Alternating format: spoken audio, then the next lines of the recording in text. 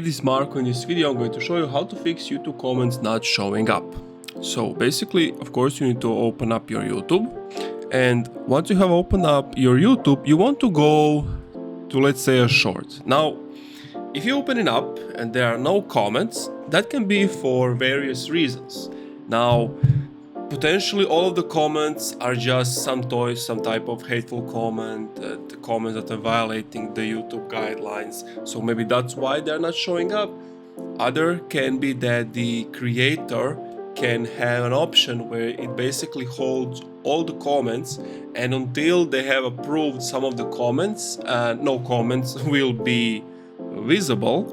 But if you are still struggling and you don't think that's the issue, simply delete YouTube application, install it again, and that should fix the issue.